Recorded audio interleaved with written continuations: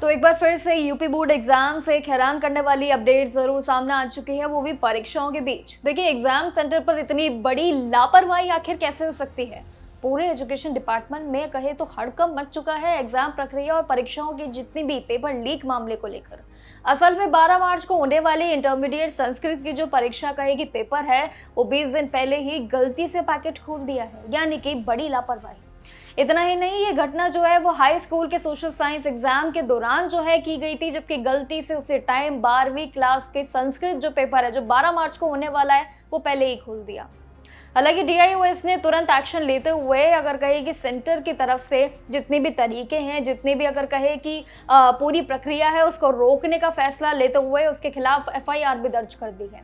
उन्हें ड्यूटी से भी निकाल दिया है जो इसमें शामिल है। लेकिन इस पूरी अगर कहे चूक के बीच बोर्ड एग्जाम्स की सिक्योरिटी पर काफी बड़े बड़े सवाल खड़े हो रहे हैं, जैसे सीबीएसई में हो रहे हैं।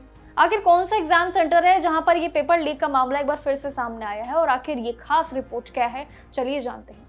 देखिए, यूपी बोर्ड परीक्षा 2026 एक बहुत बड़ी और हैरान करने वाली अगर कहे तो वो फिर से पेपर लीक का एक बड़ा मामला साथ लेकर आई है।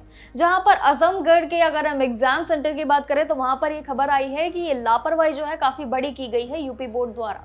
एजुकेशन डिपार्टमेंट में काफी ज्यादा हलचल मच चुकी है, क्योंकि एग्जाम अभी आने को तैयार है और उससे पहले ही कहे भी 20 दिन पहले ही पेपर सामने आ चुका है। देखिए, 12 मार्च को होने वाला ये इंटरमीडिएट संस्कृत का एक पेपर है जो कि 20 दिन पहले ही, यानी कि कहे कि 21 फरवरी को गलती से खोल दिया गया है। और साथ ही अब पेपर लीक का मामला बढ़ता हुआ नजर आ रहा है यूपी बोर्ड और कई अन्य बोर्ड के साथ साथ, जैसे कि अभी हाल ही में एमपी बोर्ड में हुआ।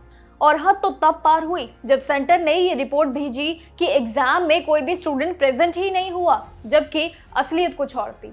असलियत में उस दिन वो एग्जाम शेड्यूल ही नहीं था, और जिस गलती से ये पेपर लीक सामने आया, इस गलती का पता चलते ही वाराणसी अगर कहे रीजनल ऑफिस के सिक्योरिटी विनोद राय और साथ ही डीआईओएस मनोज कुमार तुरंत मौके पर पहुंचे और वहां पर उन्होंने पूरी प्रक्रिया पर ध्यान दिया। और साथ ही ये भी पाया कि सेंटर एडमिनिस्ट्रेटिव के साथ साथ जो है कई लापरवाही तरीके से लोग भी शामिल थे, जहां पर इसी वजह से पेपर की सिक्योरिटी खत्म हो गई है। और जिसके बाद तुरंत एक्शन लेते हुए अब तीनों जिम्मेदार जितने भी ऑफिसर्स हैं उन पर एफआईआर दर्ज कर दी गई है। लेकिन बड़ा सवाल ये है कि ये परीक्षा दोबारा होगी।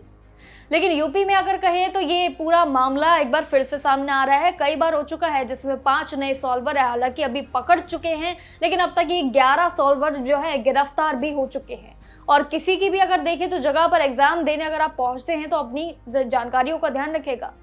हालांकि एक और रिपोर्ट की बात करें तो इस साल बोर्ड की जितनी भी सख्तियों को देखें तो उसका असर जो है वो कम दिखता हुआ नजर आ रहा है।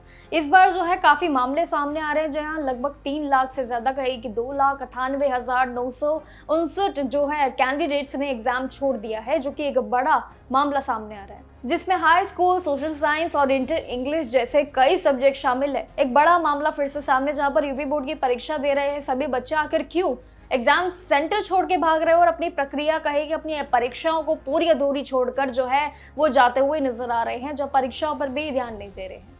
वहीं पब्लिक अगर कहे एग्जामिनेशन एक्ट 2026 के तहत ये सबसे सख्त कार्रवाई अभी ली जा रही है इन सभी केसेस में, जहां पर एक बार फिर से जो है ये पूरा मामला जब सामने आया है कि यूपी बोर्ड की परीक्षा जैसे ही शुरू हुई, लोगों में उत्सुकता कम दिखी और लोगों के एब्सेंस ज्यादा दिखी। यहाँ पर बच्चे जो है कम मौजूद हो रहे थे, जिस वजह से एक बड़ा अगर देखें तो रिपोर्ट सामने आई है, जहां पर 3 लाख से ज्यादा बच्चे यूपी बोर्ड को छोड़कर कहे कि अपने घर चले गए। लेकिन ऐसा क्यों हो रहा है कि यूपी बोर्ड शुरू हुआ, बच्चे अपनी परीक्षाओं को नजरअंदाज कर रहे हैं और उसमें भागीदारी नहीं दे रहे हैं।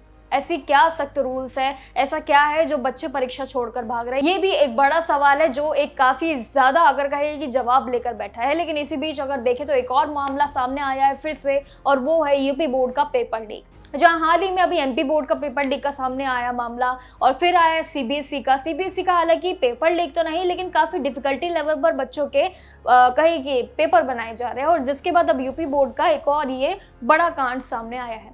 आपका क्या कहना है इस पूरी प्रक्रिया के बारे में? आप कौन से बोर्ड एग्जाम देने जा रहे हैं जहां पर आपको गलतियां कहे कि आपको परेशानियां मिल रही है? हमें कमेंट सेक्शन में अपनी राय जरूर बताइएगा। बाकी जानकारियों के लिए देखते रहिए जागरण जोश।